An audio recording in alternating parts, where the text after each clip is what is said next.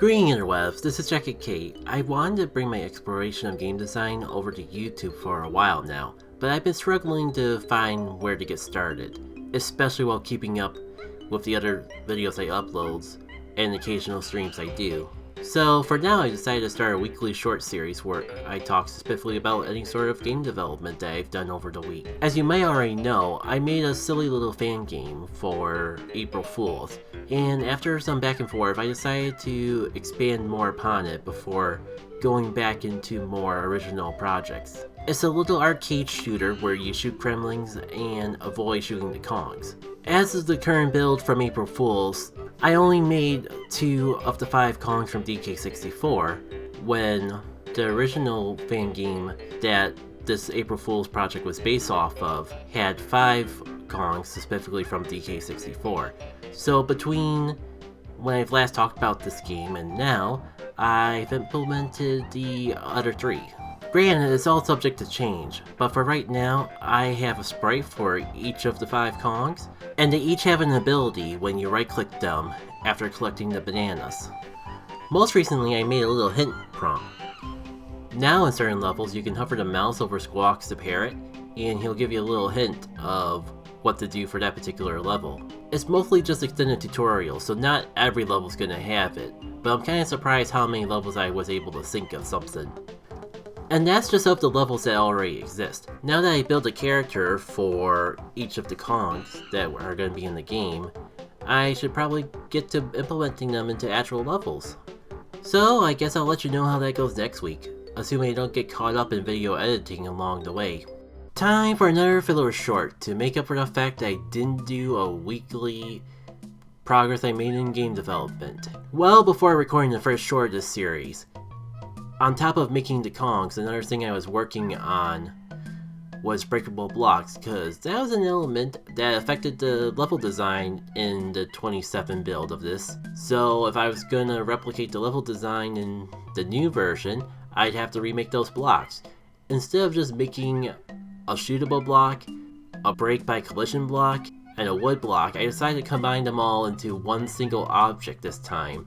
And long story short, use a variable to separate what type of block it is, and use that variable to make it behave in different ways, depending on what type of block it is. So far I only have a block type called glass, which probably won't even make it into the final game, but it's easiest to make because whether a character bumps into it, or you shoot it, it breaks, and it makes a little glass sound.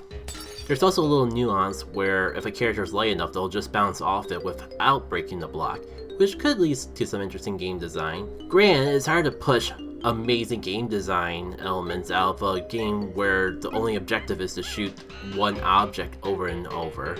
But if I could do that way back in 2007, I'm sure I could do something in this day and age. Making stuff that does more than shoot the object to earn points is the first step in achieving that. Week 2, not really too much to report on with development this week. My focuses were elsewhere, though the other day while I was watching a stream I did finally get around to making some new sprites for the Kremling hunting game, so I was gonna just show those off, but I decided to get a little more ambitious and dig through the files of the 2007 version so I could compare and contrast my progress in art. Not to mention that I kinda got off on a side tangent when I realized that I not only had the old files from that old game, but the old version of Game Maker that I ran on too. So I confess I kinda got distracted for about an hour trying to make a build of it.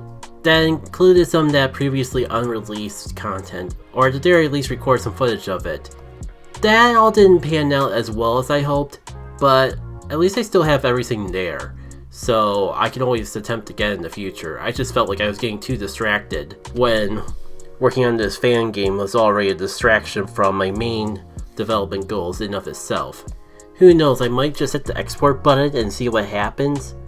It seems functional, though it keeps bearing up an error every now and then because I apparently made this with a premium version of the ancient 2007 Game Maker back in the day, and I highly doubt they're still selling licenses to that. We'll see. If you can't tell, I feel like I've already gotten pretty sidetracked as is. Day, who knows, because I'm recording this as a little buffer. But in between the work I've been doing with the fan game, I also took a day to try to learn how RPGs work, but unfortunately I kinda gave up on that tutorial relatively quickly.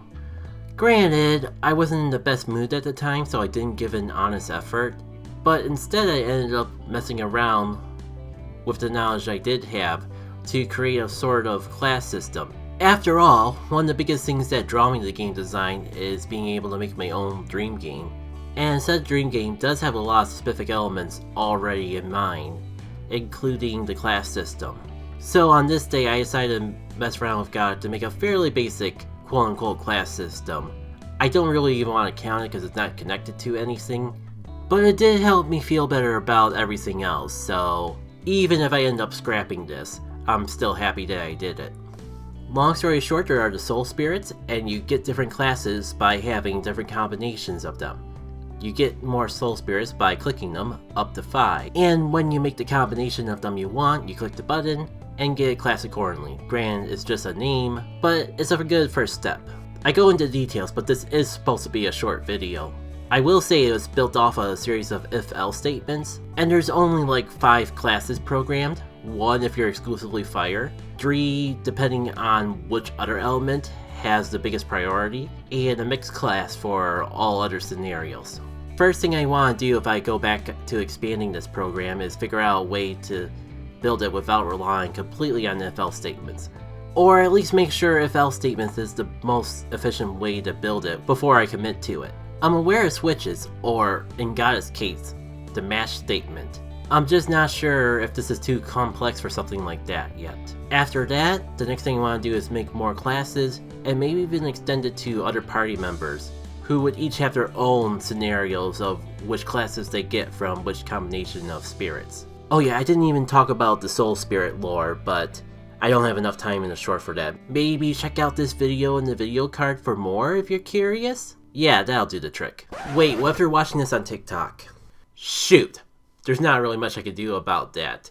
You know, I feel like blobbing and TikTok allows for longer videos, so I'll give you the quick rundown, and maybe I'll re-upload or make a new video to share with you all in the future. Long story short, soul spirits are an OCA made for the characters to collect along their adventure, and they can be used in battle, they can be used in certain combinations to make character classes, and their powers allow party members to pair up for super attacks.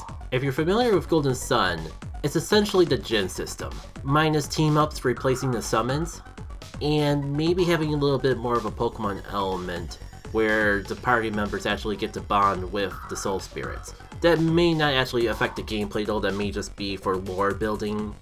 We'll see if I ever get around to making the game. Okay, this is definitely not a short video anymore. Well, take care, and hope you enjoyed the extended cut. Got another intermission for this week. Essentially, I was finally about to start the RPG tutorial I found online, when I realized that I'll need a character that actually moves around for said tutorial. And while the smart thing to do would be to use a pre-existing resource, especially since this is just for the case of learning, I decided to take the time to try to sprite an overworld sprite myself. Kinda like how in Firebrand Dash I had to use my own character to keep me motivated to keep learning. I was worried I would run into a similar scenario with this RPG tutorial. So I had to insert a Sarah in some form into my RPG shenanigans. To me, it was the best way to ensure I stayed motivated. After all, the whole reason I'm learning how to make RPGs, despite them inevitably being more complex than anything else I've ever done, is so I could bring the world that she lives in into life. So that's the story of how I spent 2 hours making a sprite, instead of actually sitting down and doing this tutorial. It's not a great sprite, it's not even as original as it looks, and I'll just leave it at that. But for the sake of actually having something to do these RPG tutorials with, I think I'll manage. I can draw, but I'm not confident enough with my animation skills to not rely heavily on a reference, if we even want to call it that, to make actual sprite animations. But I think for the sake of learning I can get away with it. Obviously I just need to actually either do something more original or hire someone to do it. if I ever get to the publishing phase of my game design quote-unquote career. For this week, I don't really have too much to talk about game dev-wise. I was mostly focused on other projects, and the bit of time I did put into game dev was more so in the following RPG-related tutorials than it was working on the fan game that I started. Just watching and working through a tutorial feels like an accomplishment in of itself, especially with how long I've been procrastinating doing tutorials on RPGs in particular. It was only 15 minutes, but it definitely took me way longer than that, especially spread out through multiple days. But because of that, I can finally say I've programmed the bare minimum of turn-based combat. And more importantly, things can only go up from here. It did leave me some questions relating to the resource tool, at the very least, if I've been wasting its potential this entire time. Especially if there were cases where I could have used a resource instead of a brand new class for individual characters in the Kremling hunting game. I know I wasn't doing it in the worst way possible because I was using inherited classes where appropriate, and then because certain characters have their own unique action, I don't think I could do everything as a resource, but I wonder if I could have done more as a resource rather than a brand new class if I remembered that feature of got it in the first place. I feel a little embarrassed for forgetting about it, considering that the very first tutorial I did, which Firebrand Dash was built off of, specifically taught me how to use resources, and I set up a resource for the player class so you could more easily interchange different types of players in it. Again, that was more so something I did just because the tutorial was showing me it, rather than something I actually planned on actually implementing into the game. But oh well, at this point in time, it's never a waste as long as I'm learning something. Well, I ended up rambling longer than I thought I would, but I think that's all I got for this week.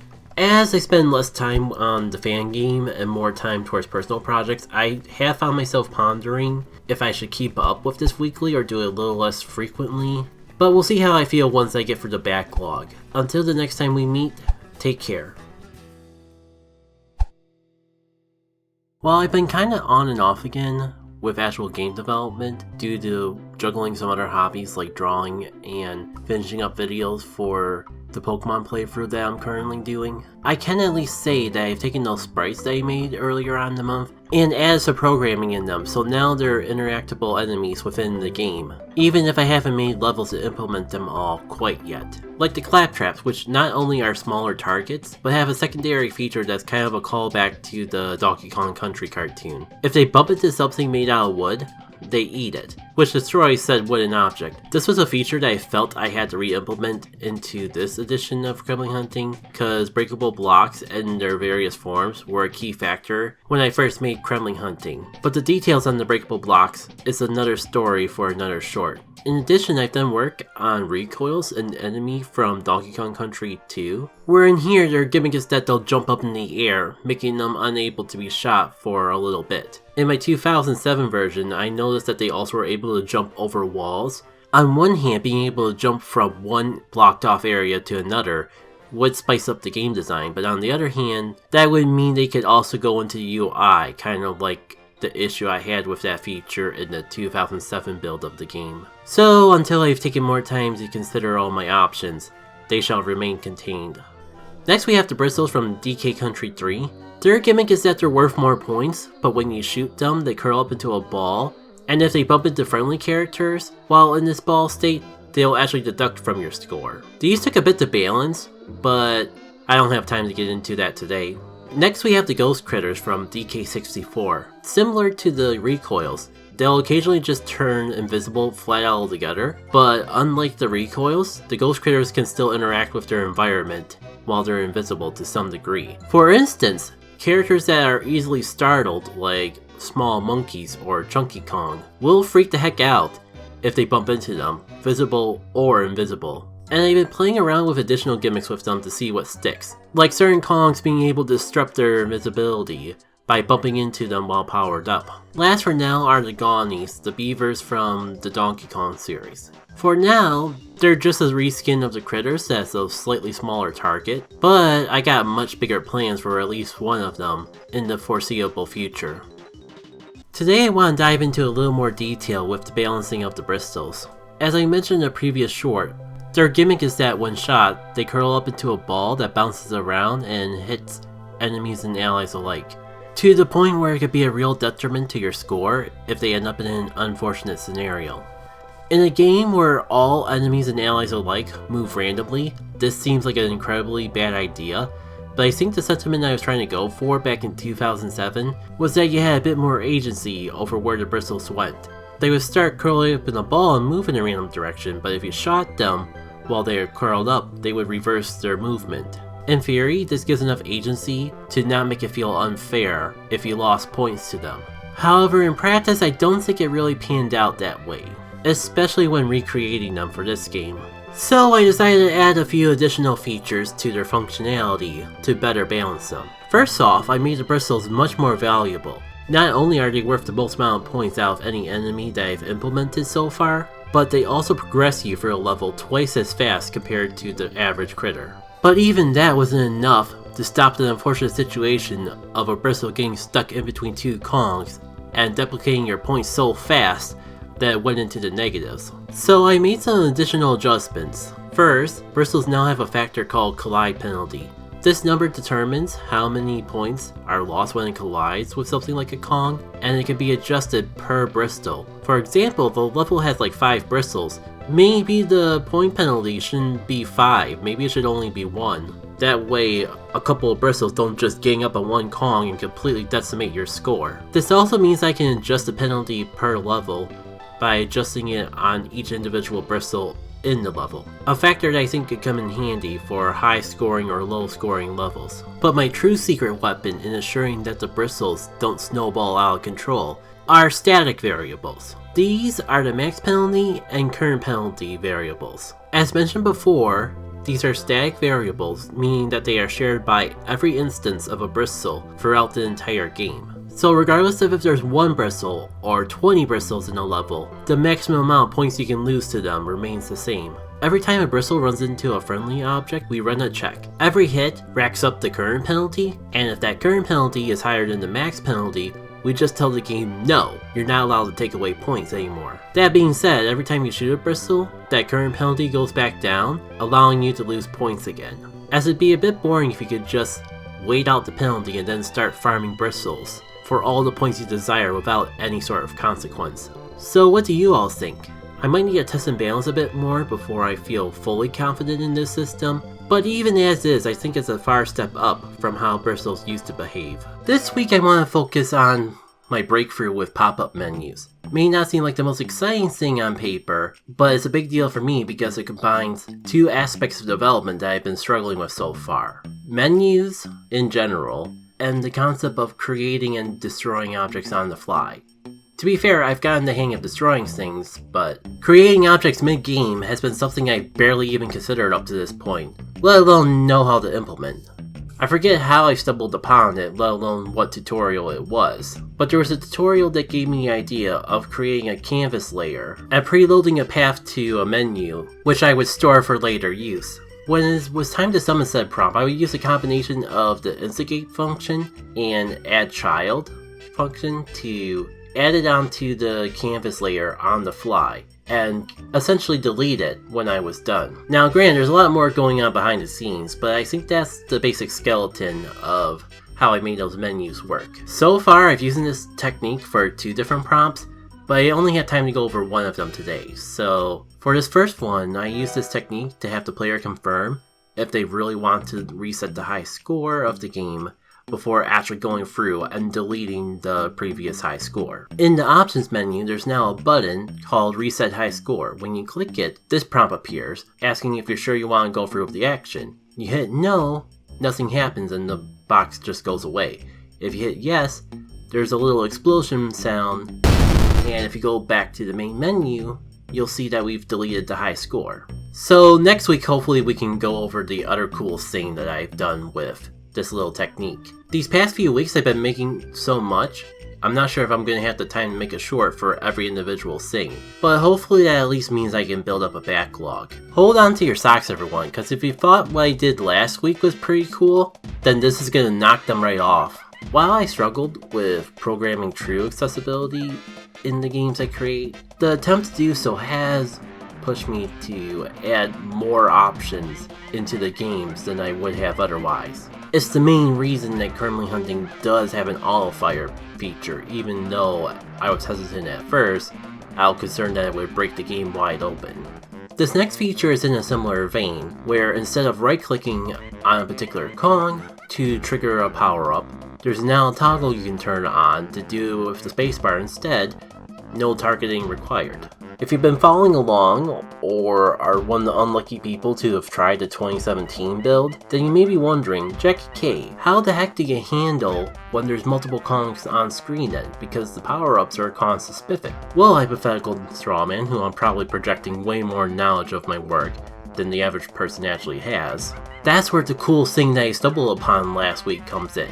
When this mode is on and there's multiple Kongs in the level, you get this cool little pop-up menu that lets you pick which one to use the power-up on. You press the space bar, you get the menu and the game pauses while you select the Kong, and then the power-up gets applied to said Kong. It works very similarly to the high score reset confirmation that I shared previously. I have a canvas layer in the menu, a path to the confirmation menu, and when you press the button, we initiate the menu and add it as a child of the canvas.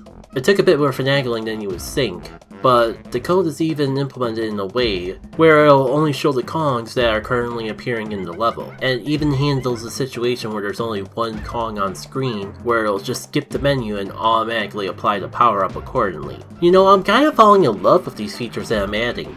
Originally they were only meant for people who absolutely needed them, but I'm finding myself wondering if people would actually prefer playing the game this way than the way I originally had intended. It's not a perfect system. I can see the argument of it simplifying the game too much, as it's already pretty easy to get through levels without accidentally shooting a Kong, which is currently the only main lose condition to the game. And the whole removing the whole right click thing does make it even easier to avoid accidentally shooting a Kong. But hey, that's why these features are toggled to an option, rather than just being how the way the game is built. For this week's game dev vlog, I think I'm going to just pull up this clip that I recorded from a bonus level and go by the play-by-play, because I think it encompasses a lot of little things I've been working on that would all probably be too small for their own short. First, I totally forgot about implementing this when I was making Diddy Kong in the first place, but I added a feature to his jetpack. The blaze already existed, but now it actually burns the wooden block obstacle, something that was originally only an object that the claptrap enemies could interact with, which I'm pretty sure I covered in a previous short. Secondly, I've been working on a spawner object that can make objects, well, spawn, and I went out of my way to make it as dynamic of a feature as possible. I'll probably dive more into that another day, but long story short, it can spawn any object I assign it to, and it has 3 different types of instances that can trigger a spawn. Reaching a certain score, reaching a certain number of enemies shot, and just overall time. For example, in this level, it will spawn a banana every time you shoot a certain number of enemies. In addition, I also made this object to handle level-specific events that may happen throughout the game. For example, when you get 100 points in this level, it'll turn one of the Kremlings into a golden color, and you get triple the amount of points for shooting it. I only just started working on this object as of recording this short, so I plan on adding a variety of events that this object will help me trigger. But for now, the framework is there, and even with just this framework, it's still more flexible than it appears. It shares a lot in common with the spawner, so it also triggers based on score, time, or objects shot. And on top of that, how I apply it to the enemies is dynamic as well.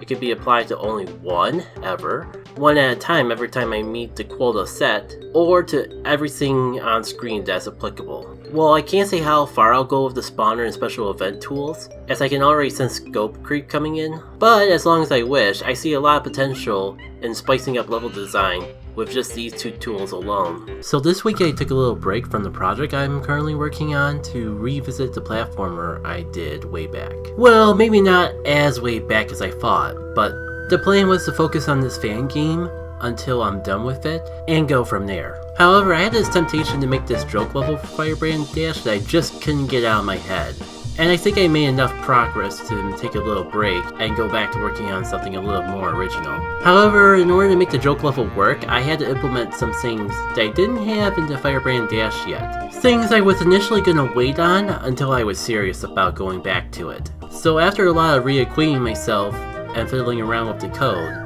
I now have air vents that will push you sideways if you dash into them, and I just got done making some quick sprites and implemented a little code to make the soul spears work in a way that power up Sarah when she runs into them, which allow her to have special abilities for certain levels, like clinging on the walls or a double jump. These are far from finalized, but they'll definitely do the trick for now. As for the joke level, well, I've only gotten a small portion of it done, but I guess I can show you what it looks like so far.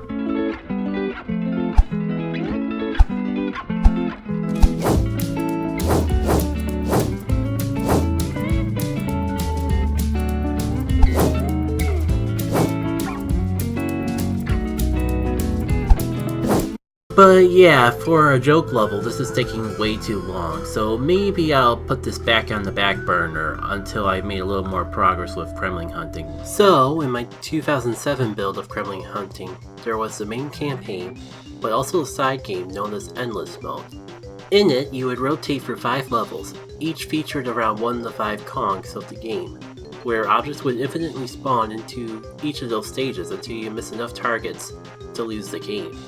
It was a mode for when you wanted a more quick and condensed experience of the game, especially considering the main campaign went so long that I had to implement a save feature into it. For this more modern release, on top of recreating the main campaign, I also wanted to recreate an endless mode. Though, at least for now, I decided to settle with something a bit more simple to create. Besides, it probably captures the essence of experiencing all of the game's elements in a single sitting anyways. Hence, I'm proud to introduce a new game mode known as Chaos Mode. Essentially with Chaos Mode, I've thrown all the enemies and kongs that I've currently created into a single bonus level, where your objective is to get as many points as possible in a time frame of 100 seconds. Mind you, with it being a bonus level, you do have to be careful because a single miss shot and the game is over. This mode's a true flex of everything I've built so far. Spawners that continue to give you bananas as you shoot Kremlings, some that make monkeys appear as time progresses throughout the level, and even bristles that appear to keep your score in check if you score too high. Bristles that may have special elements compared to the main campaign, specifically for this mode. Enemies and kongs that I've created but have yet to implement into levels, and there's possibly even room to flex that special event object that I've been working on.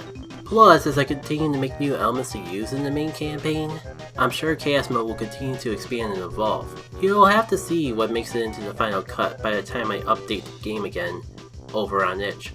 Greetings! For this week's short, I want to give you a little tour of the menus because as you can tell from the way the main menu looks, I've done a major makeover of the way everything looks.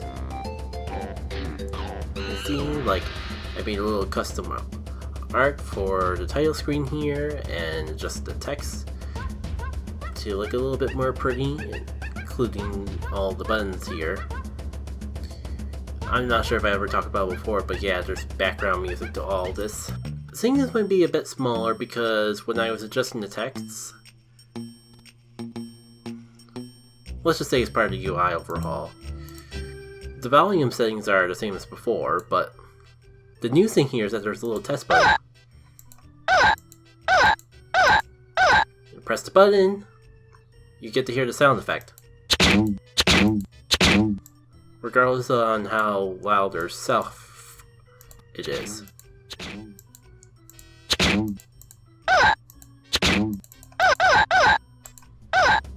Heck, we'll go into Chaos Mode real quick just so I can show off that I updated the UI for the simple power-up button too. Oh, I completely forgot that all fire was still on. Oh right, this is supposed to be a short, not a whole video. I'm sure I can edit around it. I'm doing live commentary for like the first time in a while for this series.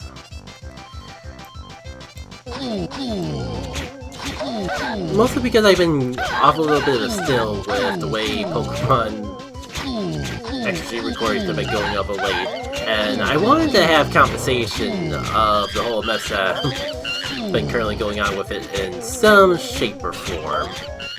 Oh yeah, the pause menu, that's probably... did that by accident, but hey, it's here now. See, it changes me to that. Did I ever show off the resume game button? It's kind of self-explanatory, like, anytime you click back to the main menu, by like stacking up score, like getting up to a score of 91 or 95, going back to the main menu and then just redoing the level over and over again. To avoid that, I just like reset. I have it save the score at the beginning of the level, so it doesn't save the score until you actually beat the level, if you were to leave the game early. I don't think like there's anything set up for, like, if I were to just X out the game here, I don't think it keeps the save file. And maybe I should have thought of that a little bit more before hitting the button. Well, that's more than I was planning on showing off for today, so take care. You know, I just realized I never recorded B-roll for the next short before completely overhauling the visuals. So how about I just put that off for next week and talk about the visual overhaul this week. While the single background color is serviceable, I can understand some more visual flair adding to the personality. So with the pattern I have going on levels, bonus area, more levels and then boss, I decided I could take each 10 levels leading up to a boss and make it its own quote-unquote world. This doesn't really affect the level structure on the back end. It just means that I'm going to draw a background and make it the main focus of the visual style for every world, which would be about every 10 levels. Maybe even going forward, I'll base what enemies and friendly objects you interact with based on the quote-unquote theming of the quote-unquote world. So, without further ado, here are the level backgrounds I made for the first 2 worlds of Kremling hunting. First world may seem kind of familiar, because I'm literally just taking the visuals I made for the title screen and repurposing them here. To be fair, it is fitting considering the boss of World 1, but I won't spoil any more than that. Finding a theme for World 2 was a little tricky, considering I already had all the levels done before deciding to have a visual theme to each world, but then I remembered what the boss for World 2 was going to be, and considering how many levels I made leading up to it, I think this pirate ship theming will work. I think the trickiest part about this was finding a good balance between something that looked nice, but something that was simple. I don't want to spend too much time on the visuals when I'm still working my way through making the levels for it. Plus, this is just a fan game and I do want to get back to some of my more original creations eventually. But again, at the bare minimum, I want to make at least some levels to feature each of the Kongs from DK64, and a final boss to tie everything together.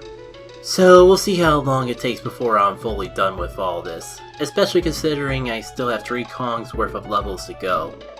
So I was previously content with polishing up the levels that I had and then making a new public build to share with you all on the internet.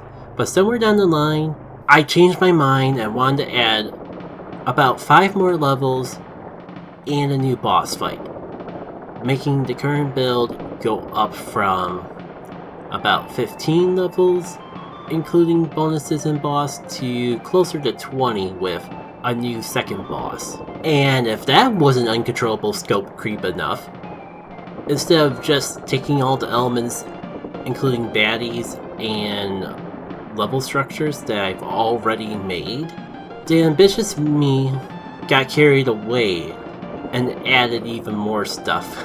And in my defense, I did have to make a new enemy in order to introduce the next boss fight. The problem is everything that happened after that. To try to talk about as much as I can without spoiling anything, first I wanted to make some mechanics to actually make the second boss fight different from the first boss fight. And then I realized I should make a level to introduce that mechanic before using it in the boss fight. On top of that, I figured since the flying enemies that I made for the boss fight behave a bit differently from anything previously in a level, I should make a level introducing that as well. But then I was thinking that the recoil enemies that I made a while back but I had yet to implement into a level could be a good segue from normal Kremling to exclusively flying enemy. So I made a level for that, came up with an idea of something to do for the second level with them that was much more interesting, but that required a whole new mechanic in and of itself, and then I needed to make some levels to ease the player into all the new mechanics of the level I previously made, And while I needed about 5 levels to keep up with my standard of doing a boss fight every 10 levels, a standard I don't know why I'm bothering to keep to because I'm inevitably gonna break it, I somehow ended up making completely new mechanics for all those levels instead of just reusing the stuff that I've already made in new and interesting ways. In my defense, I don't consider it time wasted because this gives me more to play around with in future levels, but still, it's kinda crazy how one thing led to another so quickly that I went from just, oh, make a couple filler levels to pan things out for the next boss fight to introducing like 3 brand new mechanics that I have yet to even properly talk about. This week I have a mini update because I want to talk about how I made a button to toggle the custom cursor on and off. If you've seen previous gameplay, then you may know that you move a crosshair around to shoot the Kremlings in this game. I achieved that by literally turning the mouse cursor into a spray of the crosshairs. While I like it, it's not a perfect system. Sometimes in playtesting I've noticed that where I click doesn't exactly line up with the center of the crosshair. So I figure I'd make an option to turn it off and use the normal default mouse for people who want a little more precision. It was especially noticeable in the options screen if you try to scroll the box. Though during the process of setting it up so you could toggle this on and off, I realized the issue probably isn't the custom sprite itself, and the fact I didn't have the hotspot set up correctly. To my understanding, the hotspot is just where the mouse cursor actually clicks. So if you have like a 32x32 sprite, and you set the hotspot to 16x16, hypothetically that should put the clicking part of the mouse cursor right dead center, with the mouse cursor being, you know, a crosshair. The center is supposed to be the clickable part. I still have to test things out, but I get the feeling that now I fixed that, the gameplay's gonna feel a lot better. Now that the area where I think I'm clicking is actually the same as the area that I'm actually clicking. But I think I'm gonna leave the option to toggle the custom sprite on and off, because 1, it doesn't hurt to have more options, and 2, if things don't work out, then we can at least go back to that. Who knows, there might be a hypothetical reason that is really beneficial to not have that custom mouse cursor, and the option will be there just for you. I can't quite think of it right now, but I know deep in the edges of my brain there's a hyper-specific situation where having the default mouse cursor is beneficial to a player out there.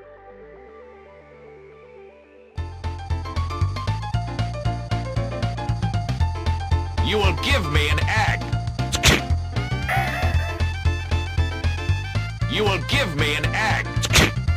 You will give me an egg. You will give me an egg. You will give me an egg. You will give me an egg. You will give me an egg. So I was going to take a break from the game dev shorts this week, but I realized I could just use this opportunity to shout out the latest game that I've been working on. Just earlier this week I got through enough of the polishing to release a build of it. So if you want to try out this fan game arcade shooter for yourself, you can check out a browser version and more over on itch. My name over there is Jackie K, same as it is here. Technically the campaign mode is still pretty far from done, but I've gotten through enough of the polishing that I felt comfortable with making the page for it public again. As for what's next, I'm taking it by ear. I am eventually going to get back to working on it, but I might take a little break in between. I'm just not sure if I'm going to take a flat out break from game design for a couple of weeks, or if I'm just going to shift gears and work on something else. I have had a strong itching to work on some more original projects for a while now, and the only thing suppressing that is my stubbornness to finish what I started. We'll see how I feel and go from there.